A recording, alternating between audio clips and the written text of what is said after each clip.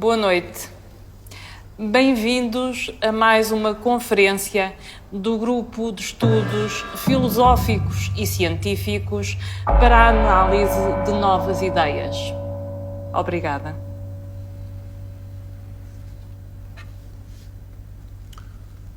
O teatro e a peste.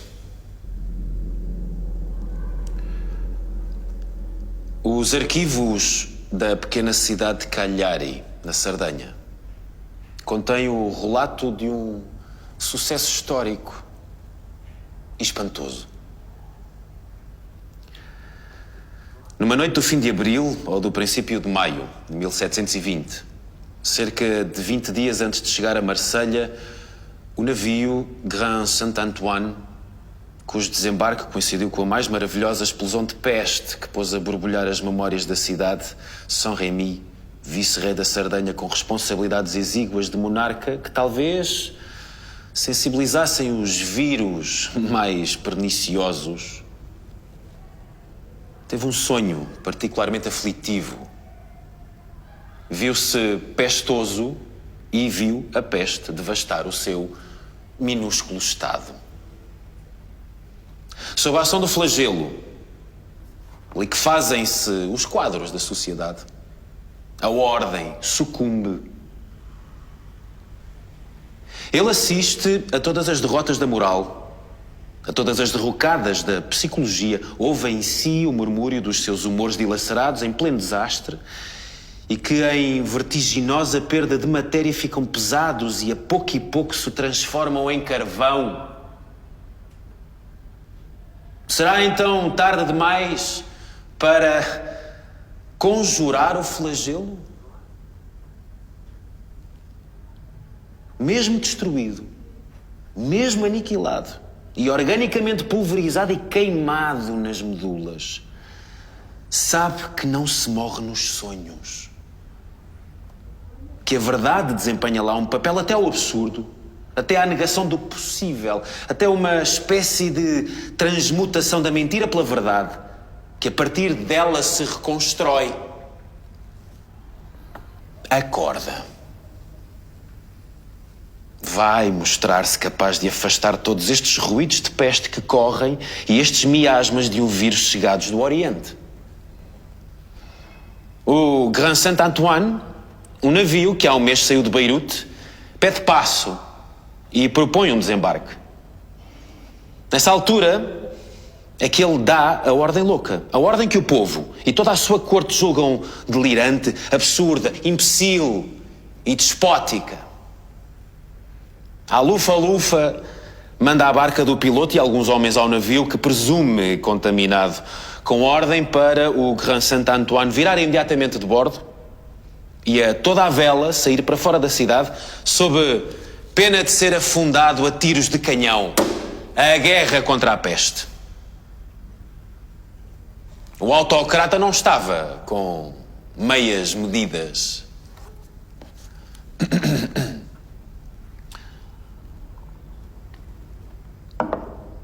É preciso sublinhar de passagem a singular força de influência que este sonho exerceu nele, pois permitiu fazê-lo perseverar na ferocidade das suas ordens, apesar dos sarcasmos da multidão e do ceticismo da corte, e tendo para isto de saltar, não só por cima do direito das pessoas, mas do mais elementar respeito pela vida humana e de toda a espécie de convenções nacionais ou internacionais que deixam perante a morte de ter cabimento.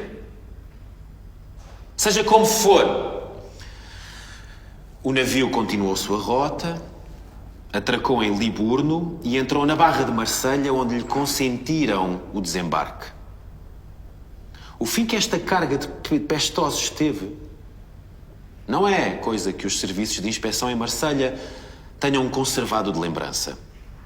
De forma aproximada se conhece a sorte dos marinheiros da sua equipagem, porque nem todos morreram de peste e por diversos lados se dispersaram. O Grand Saint-Antoine não levou a peste a Marselha, já lá estava. E num período de singular recrudescência. Mas tinha sido possível localizar-lhe os focos. A peste que o Grand Saint-Antoine trazia era a peste oriental. O vírus de origem e da sua aproximação e difusão na cidade data o lado particularmente cruel e o flamejar generalizado da epidemia. Ora, isto inspira vários pensamentos. Uma tal peste que parece reativar um vírus era capaz de exercer sozinha devastações sensivelmente iguais. Porque, em toda a equipagem, o capitão foi o único que não apanhou a peste.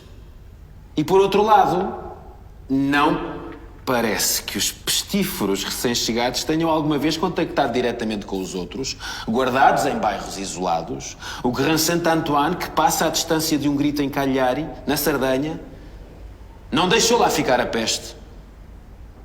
Embora o vice-rei captasse em sonho alguma das suas emanações, porque não se pode negar que entre ele e a peste não se estabeleceu uma comunicação ponderável, apesar de subtil, e na comunicação de uma doença destas é demasiado fácil admitir o contágio por simples contacto. A peste de 1720 em Marselha valeu-nos as únicas descrições consideradas clínicas que temos do flagelo. Mas podemos questionar se a peste descrita pelos médicos de Marselha era exatamente a mesma de 1347 em Florença, de que resultou o Decameron. A história, os livros sagrados, entre eles a Bíblia, alguns velhos tratados de medicina, descrevem do exterior toda a espécie de pestes. E bem menos parecem ter retido os seus aspectos mórbidos de que a impressão desmoralizante e fabulosa que deixariam nos espíritos. E talvez tivessem razão.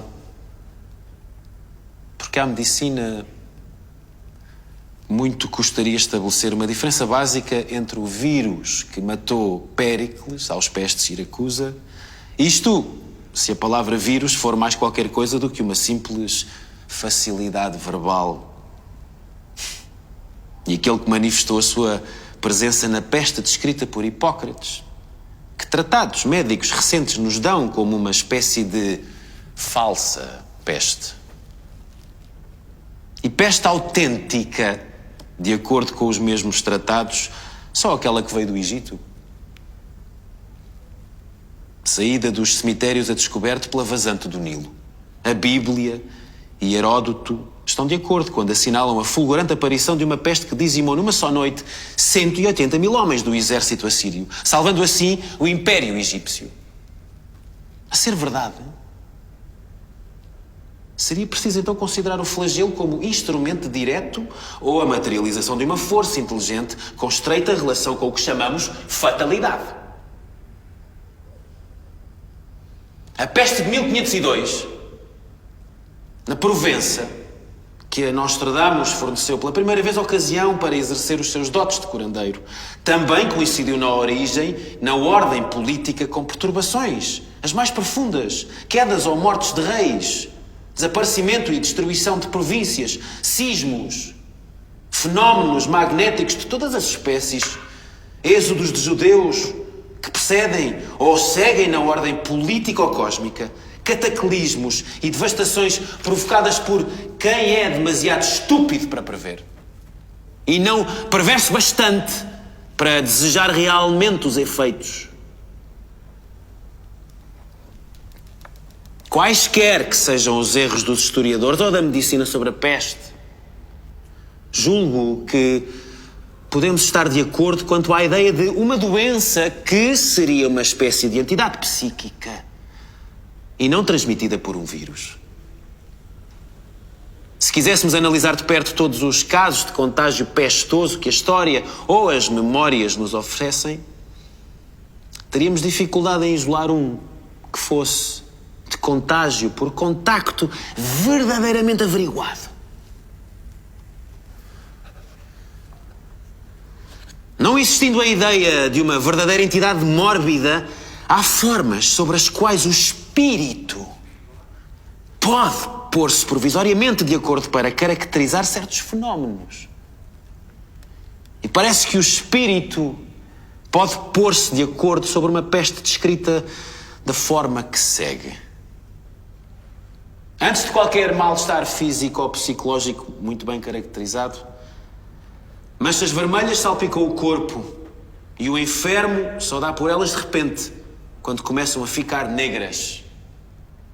Nem tempo tem de se assustar, pois a cabeça desata a ferver, a ficar gigantesca de peso, e ele sucumbe.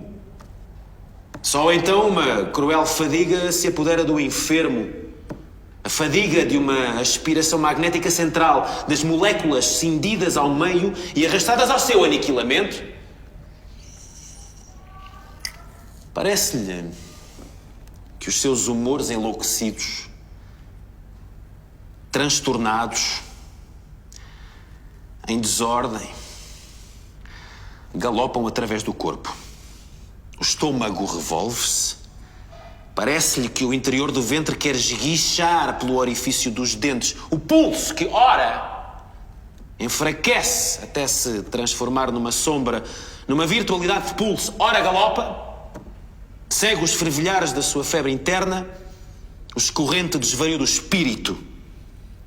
Este pulso que lhe bate pancadas precipitadas como o coração. E se faz intenso, cheio, ruidoso. Este olho vermelho incendiado e depois vidrado.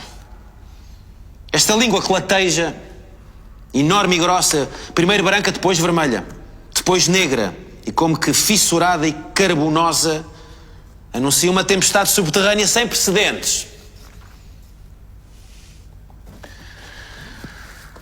Não tarda que os humores, fendidos como uma terra pelo raio, procurem uma saída para o exterior. Por entre manchas, formam-se pontos mais ardentes. À volta destes pontos, a pele levanta-se em empolas, com bolhas de ar sobre a epiderme de uma lava.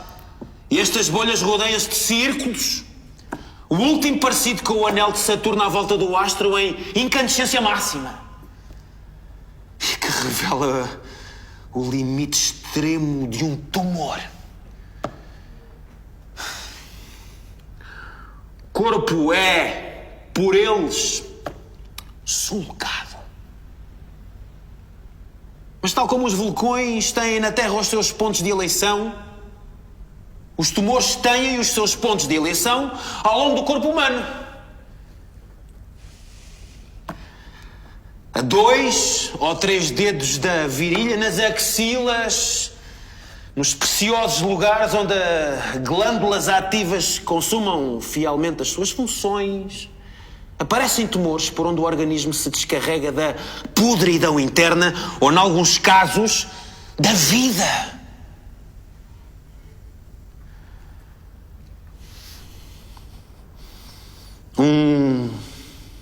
Conflagração violenta e localizada num ponto. A maior parte das vezes indica que a vida central nada perdeu da sua força e é possível um alívio do mal ou mesmo a cura. Tal como a cólera, Branco. A mais terrível peste. É aquela que não divulga os seus sintomas. Aberto. O cadáver do empestado não mostra lesões.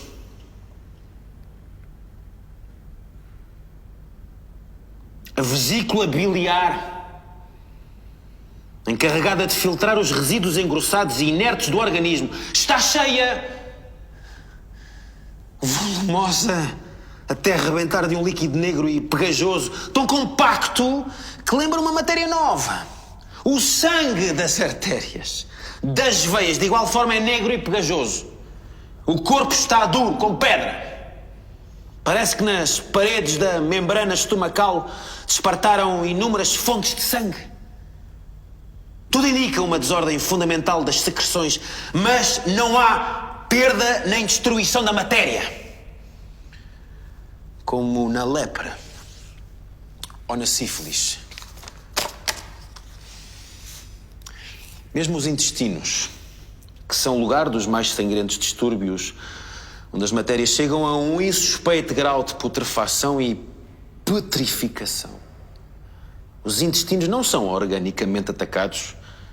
A vesícula biliar, de onde é quase necessário arrancar o pus endurecido que tem dentro de si e, tal como em certos sacrifícios humanos, com uma faca afiada, com um instrumento de obsidiana vitroso e duro, a vesícula biliar está hipertrofiada e em determinados locais quebradiça, porém intacta, sem nenhuma partícula em falta, sem lesão visível, sem matéria perdida.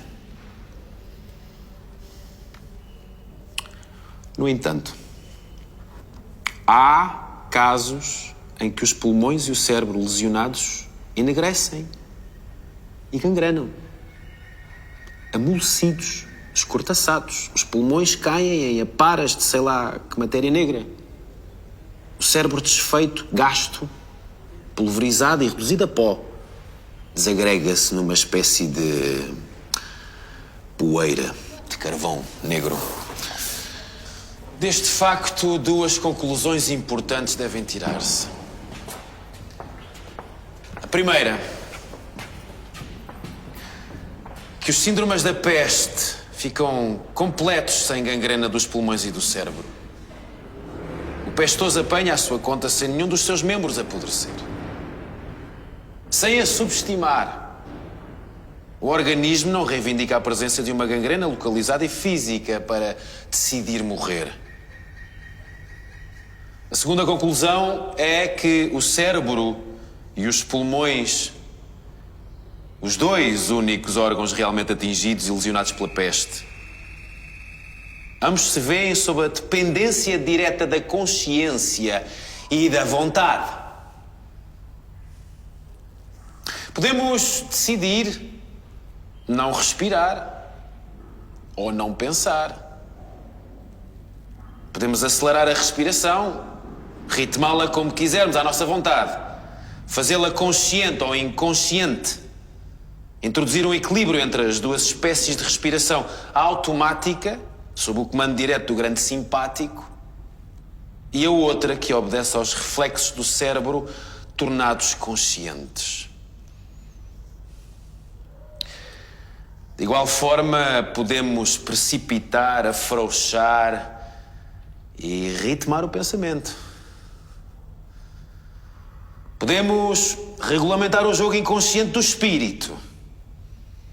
O que não podemos é dirigir a filtragem dos humores pelo fígado, a redistribuição do sangue no organismo pelo coração e pelas artérias, dominar a digestão, parar ou precipitar a eliminação das matérias no intestino.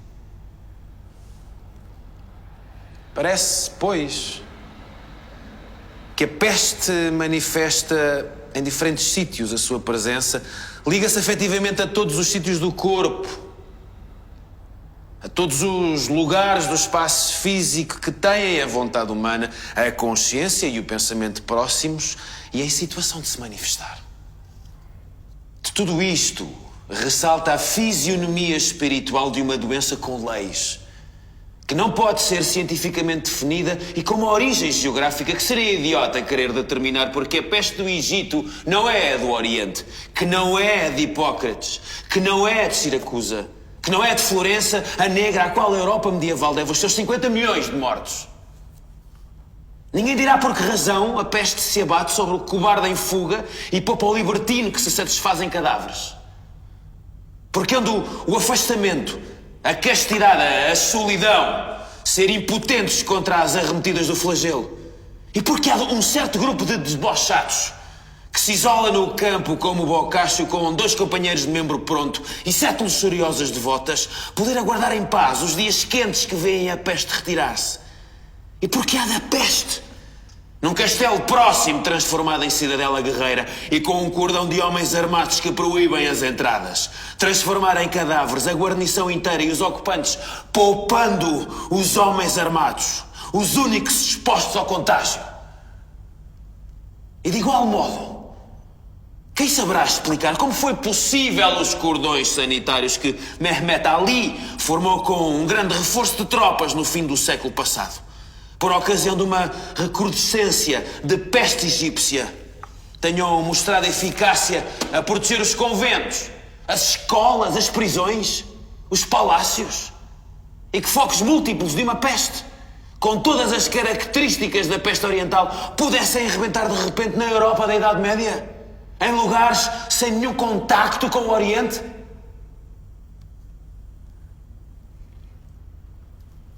Com estes insólitos, estes mistérios, estas contradições e estes episódios, é preciso compor a fisionomia espiritual de uma doença que mima o organismo e a vida até ao rasgão e até ao espasmo, como uma dor que, ao crescer em força e ao infiltrar-se, multiplica as suas avenidas e riquezas em todos os círculos da sensibilidade. Mas desta liberdade espiritual que faz a peste desenvolver-se, sem ratos, sem micróbios e sem contactos, pode extrair-se o jogo absoluto e sombrio de um espetáculo que vou tentar analisar.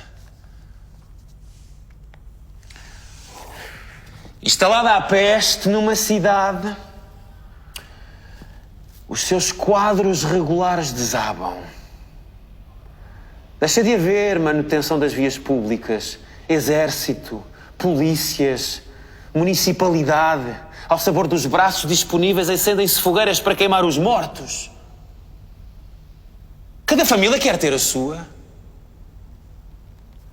Depois, começam a rarear a lenha, o lugar e a chama. À volta das fogueiras há lutas de família logo seguidas por uma fuga geral, porque os cadáveres são aos montes. Já os mortos atravancam as ruas com pirâmides instáveis que animais vão roendo pelas bordas. O seu mau cheiro sobe no ar como uma chama. Ruas inteiras ficam obstruídas com pilhas de mortos. É nesta altura que as casas se abrem, que empestados delirantes com o espírito carregado de imaginações terríveis se espalham a gritar pelas ruas. A doença que lhes corrói as vísceras, que lhes corre o organismo inteiro, liberta-se em foguetes através do espírito.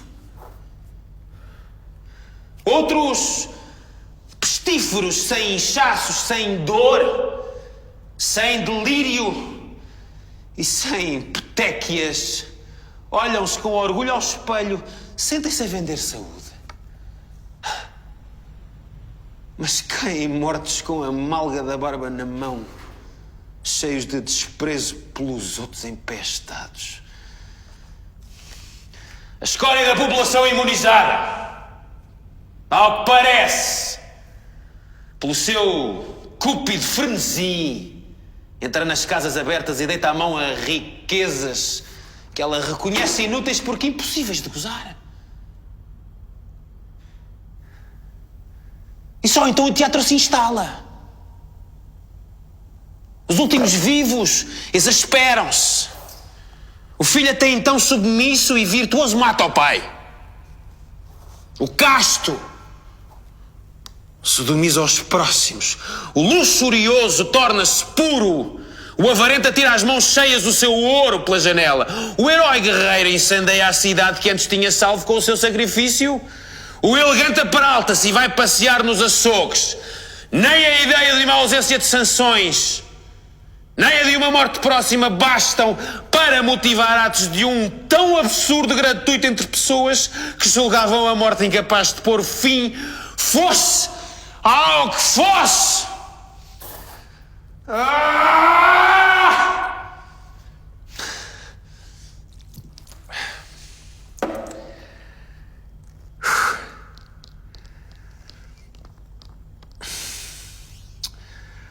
O estado do pestífero que morre sem destruição de matéria, trazendo em si todos os estigmas de um mal absoluto e quase abstrato, é idêntico ao estado do ator a quem os sentimentos sondam integralmente e perturbam sem vantagem nessa realidade.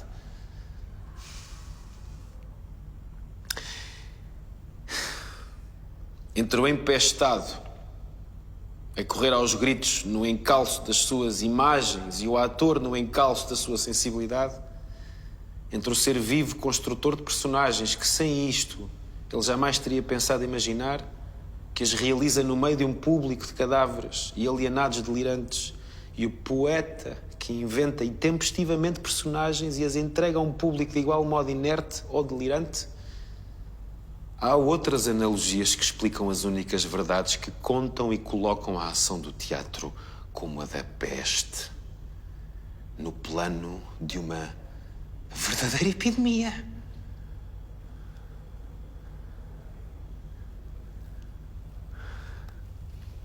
Ali, onde as imagens da peste, relacionadas com um poderoso estado de desorganização física, são como os derradeiros foguetes de uma força espiritual que se esgota. As imagens da poesia no teatro são uma força espiritual que inicia a sua trajetória no sensível e dispensa a realidade. Uma vez lançado na sua fúria, o ator precisa infinitamente mais virtude para se impedir de cometer um crime que o assassino coragem para chegar a executar o seu. E é aqui que, na sua gratuitidade, a ação de um sentimento no teatro surge como qualquer coisa infinitamente mais válida que a de um sentimento idealizado.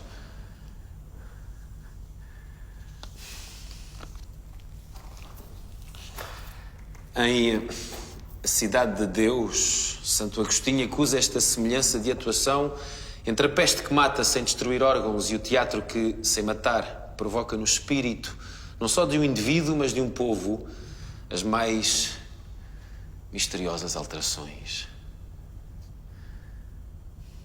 Se agora quisermos realmente admitir esta imagem espiritual da peste, teremos de considerar os humores perturbados do pestoso como a face solidificada e material de uma desordem que, noutros planos, equivale aos conflitos, às lutas, aos cataclismos e às derrocadas que os acontecimentos nos trazem. E tal como não é impossível que o desespero inutilizado e os gritos de um alienado no asilo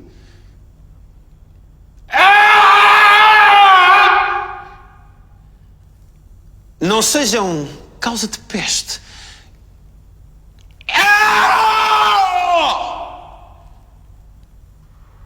Também pode muito bem admitir-se que, ao passarem para o plano do teatro, os acontecimentos exteriores, os conflitos políticos, os cataclismos naturais, a ordem da revolução e da desordem da guerra, e através de uma espécie de reversibilidade de sentimentos e de imagens, se descarreguem com a força de uma epidemia na sensibilidade de quem os contempla.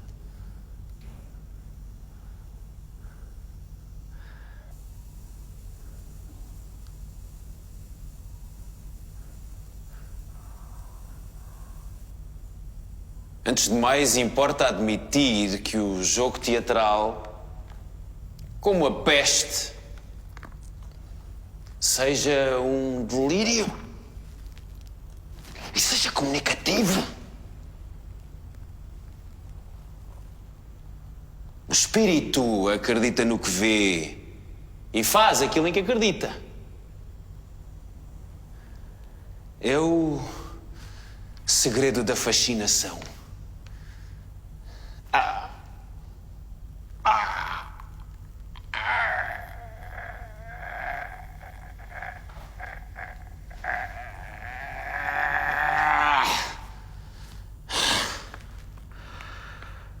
Porque se o teatro é como a peste, não é apenas por atuar sobre importantes coletividades e as perturbar num sentido idêntico.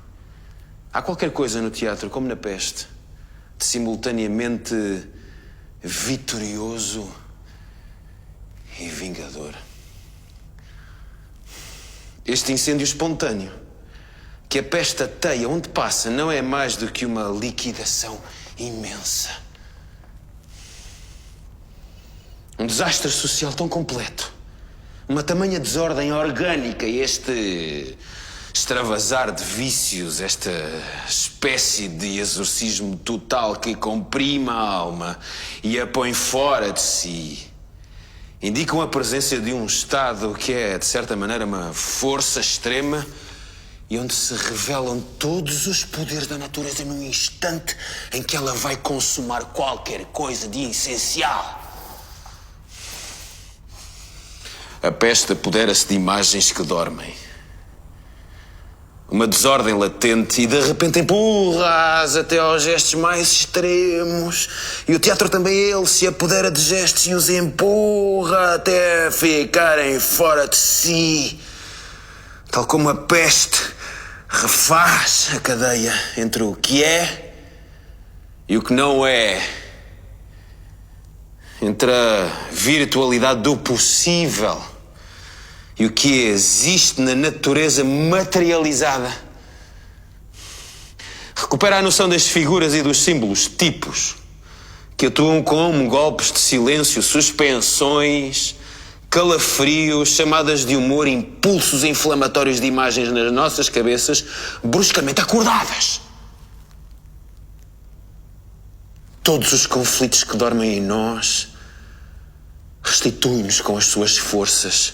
E a estas forças põe nomes que saudamos como símbolos. E à nossa frente dá-se então uma batalha de símbolos projetados uns contra os outros num impossível atropelamento.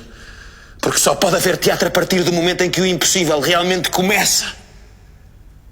E a poesia que surge no palco alimenta e sobreaquece símbolos realizados.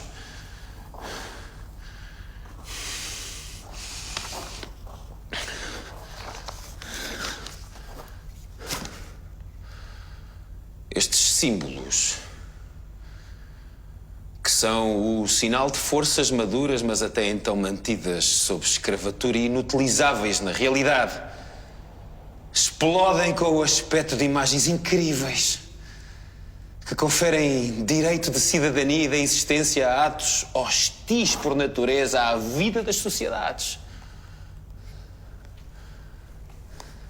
Uma verdadeira peça de teatro transtorna o repouso dos sentidos, liberta o inconsciente e comprimido.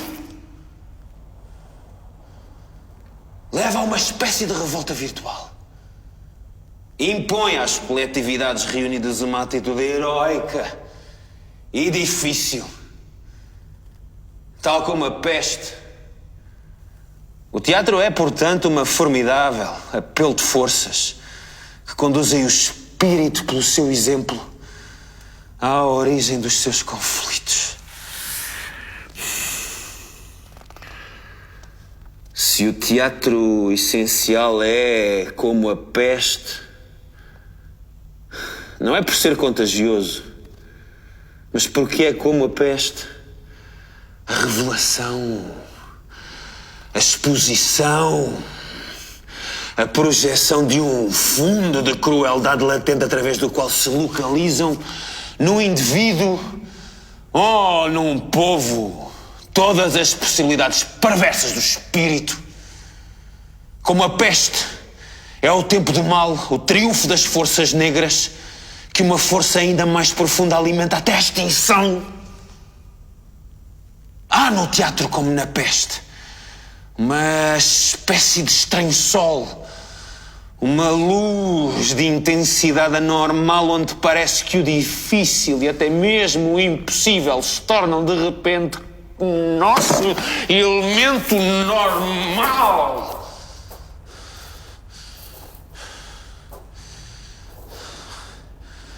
Pode dizer-se que toda a verdadeira liberdade é negra.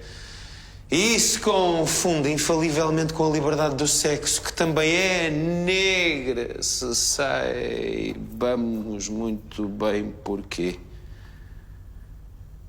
Porque desde há muito tempo que o eros platónico, o sentido genésio e a liberdade da vida desapareceram sobre o revestimento sombrio da líbido, que identificamos com tudo quanto há de sujo, abjeto e infamante no facto de vivermos, de nos precipitarmos com um vigor natural e impuro, com uma força sempre renovada para a vida. É por isso que todos os grandes mitos são negros e não nos é possível imaginar fora de uma grande atmosfera de carnificina, tortura e sangue derramado todas as magníficas fábulas que contam às multidões a primeira experiência sexual e a primeira carnificina de essências que aparecem na criação.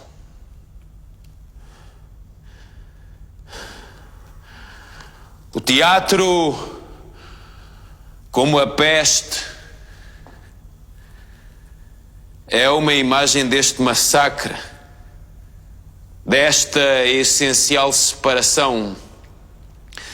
Deslinda os conflitos, liberta as forças, provoca as possibilidades, e se estas possibilidades e estas forças forem negras, a culpa não é da peste ou do teatro, mas da vida.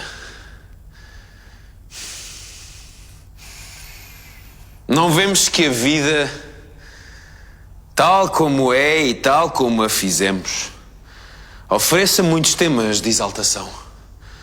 Parece que através da peste e coletivamente um gigantesco abscesso, tão moral como social, se esvazia e, tal como a peste, o teatro é feito para esvaziar abscessos coletivamente.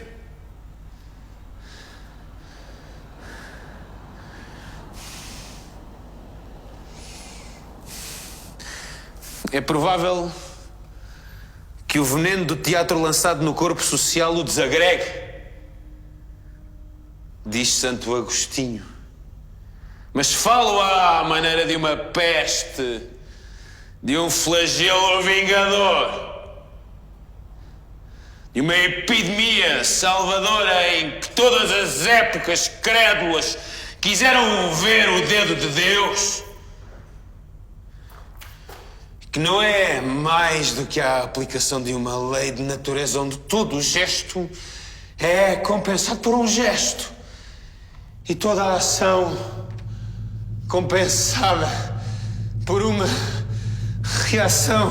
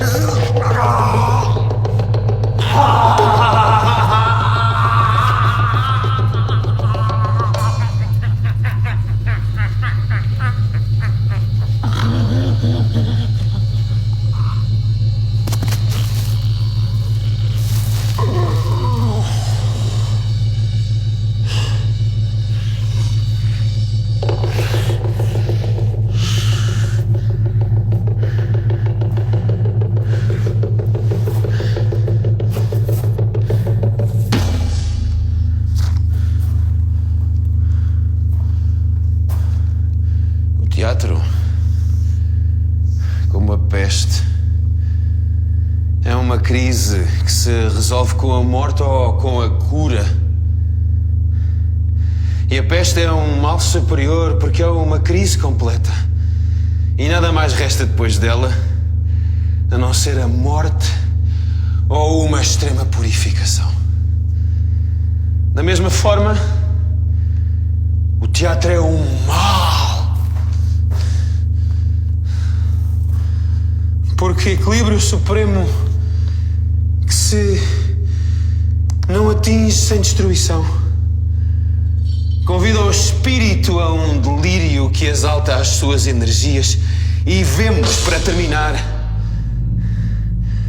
que do ponto de vista humano, a ação do teatro, como a da peste, é benéfica porque, levando os homens a verem-se como são, faz cair a máscara, descobre a mentira, a frouxidão, a baixeza, A hipocrisia sacode a inércia asfixiante da matéria que chega às mais claras certezas dos sentidos e revelando às coletividades o seu poder sombrio, a sua força oculta, convida-as a assumir uma atitude heroica e superior diante do destino que de outro modo nunca teriam assumido.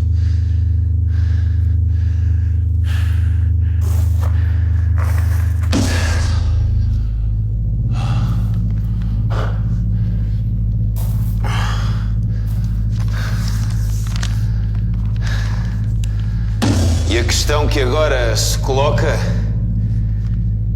é saber se neste mundo que escorrega, que se suicida sem dar por isso, será encontrado o núcleo de gente capaz de impor esta noção superior do teatro, que nos restituirá a todos o equivalente natural e mágico dos dogmas em que deixamos de acreditar.